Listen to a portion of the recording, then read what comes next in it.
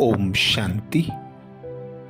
श्रेष्ठ संगम युग पर ऊंचे ते ऊंचा पिता परमात्मा निराकार शिव बाबा इस भारत भूमि पर दादा लेखराज के तन में अवतरित होते हैं और फिर उन्हें नाम देते हैं प्रजापिता ब्रह्मा। परमात्मा त्रिकालदर्शी है और सर्वज्ञ है, अतः उन्होंने करोड़ों मनुष्यों में से उस मनुष्य को चुनकर उसके तन में प्रवेश किया। तो अवश्य ही इसके कई कारण होंगे। कैसे?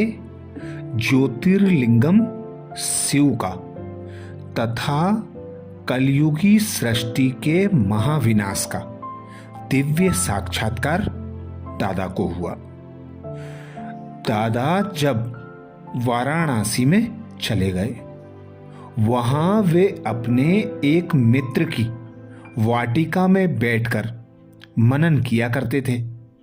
वहां एकांत में बैठकर जब वे प्रभु चिंतन करते तो उन्हें नित्य नए अनुभव और कई दिव्य साक्षात्कार हुआ करते। तब वे अपने घर में जो पत्र लिखा करते थे उससे यह बात स्पष्ट मालूम होती थी। ब्रह्मा कुमारी ब्रजेंद्रा जी, जो दादा की लौकिक पुत्रवधू थी, कहती थीं कि तब दादा ने एक पत्र में लिखा, खजाना बहुत है, पा रहा हूं। दूसरे पत्र में लिखा, चाबी मिल गई, पा लिया।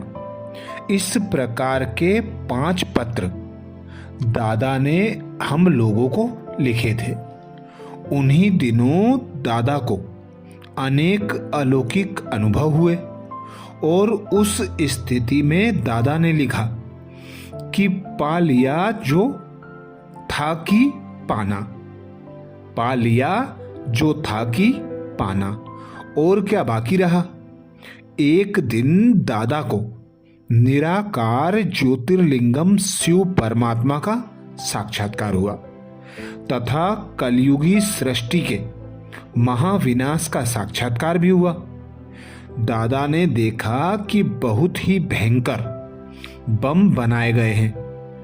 उनके विस्फोट से असहनीय भयंकर अग्नि निकल रही है।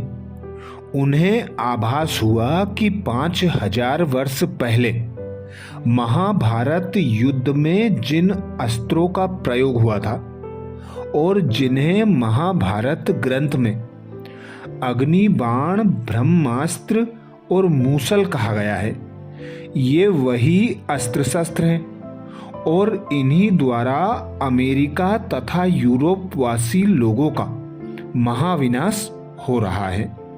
दादा को जिन दिनों यह साक्षात्कार हुआ, उन दिनों अभी अमेरिका ने एटम और हाइड्रोजन बम हिरोशिमा और नागासाकी पर नहीं फेंके थे, बल्कि तब वैज्ञानिक लोग प्रयोगशाला में ही उन पर प्रयोग कर रहे थे। तब रूस और अमेरिका आपस में मित्र राष्ट्र थे और जर्मनी तथा जापान के विरुद्ध उनका संयुक्त मोर्चा था।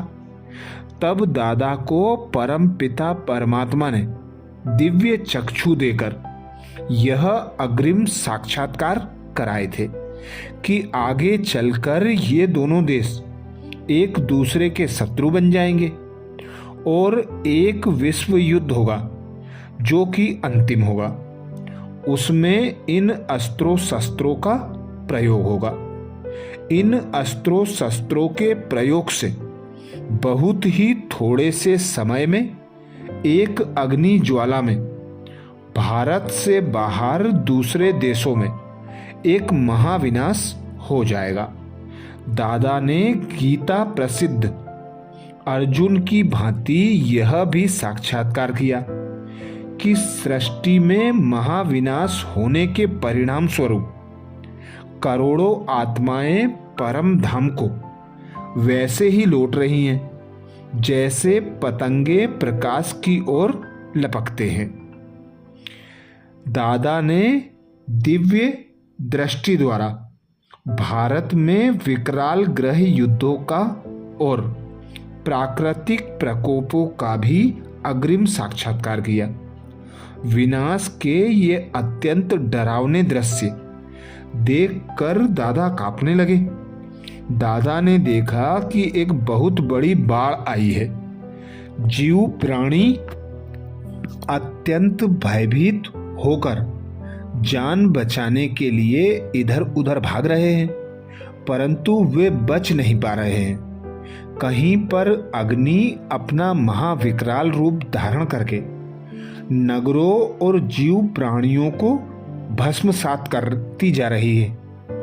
कहीं पर धमाके से खूब मूसलाधार बारिश हो रही है, तो कहीं पर पृथ्वी कंपायमान होकर फट रही है और सब जगह लोग हाहाकार कर रहे हैं और प्राणों की रक्षा के लिए भाग रहे हैं, परंतु लोग पारस्परिक युद्धों तथा प्राकृतिक प्रकोपों से बच नहीं पा रहे हैं।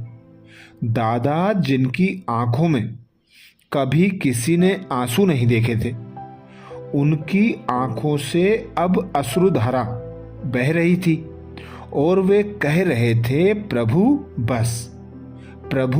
बस कीजिए, बस कीजिए, बस कीजिए प्रभु, इतना भयंकर विनाश अब मुझे मोहिनी रूप दिखलाइए। यह सब जो भी साक्षात्कार शिव बाबा ने ब्रह्मा बाप को कराए थे, वे अब प्रत्यक्ष होने लगे हैं।